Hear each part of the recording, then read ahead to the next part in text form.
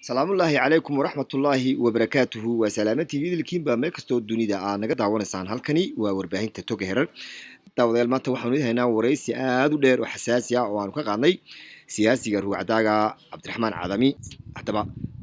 inta aanan idin soo gudbin wareysiga oo dhameystiran waxaanu idin haynaa qayb kamid ah wareysiga taasoo uu Cabdiraxmaan Cadami uu ku sheegay ama uu ku cadeynayo in aanu ku biireyn xisbiga wadani arrintan ayaa dhawaanahan lagu fidiyay social media taasoo taageerayaal badan oo xisbiga wadani ahi ay yiraahdeen waxa nagu soo biiraya siyaasiyiin mugle oo culus haddaba ya arrimo kale oo badan ayaanu gadaal idin ka soo gudbin doonaa hadeer dhal Cabdiraxmaan iyo ereygiisii ku wajahnaa ku biirista xisbiga wadani daawasho wacan waxa la leeyahay Cabdiraxmaan iyo rag kale oo siyaasiyiin oo aad loogu hanweeyahay oo ahaa raggii intii siyaasaddu imika isbedeshay ka fadhiistay ka nastay inay xisbiga wadani galayaan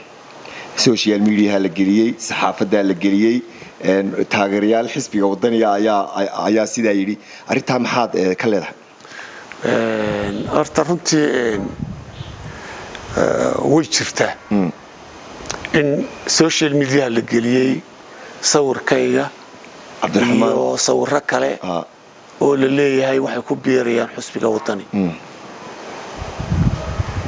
markan runku sheego anu xisbina may ima kana kuma biiraayo dadkii arrinka ka shaqeeyay galiyeen inay meel igaga dhaceen ayuu baan u qaadanaya anu soo qoran xukuumadda ee wasiirada ee kolba maxkamadda tagay ninba wax iga sheegay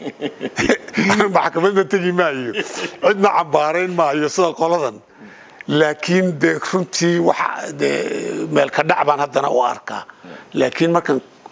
soo gaabiyo horana xisbina meehi ima kana gali maayo warkaasina war aan waxba ka jirin weeye in su'aasha ay weydiisana aad baan u jeclaystay runtii waayo maalmaha bay social media nacam haysatay sawirra la arkay dabadna la yiri baa halka ku biiraya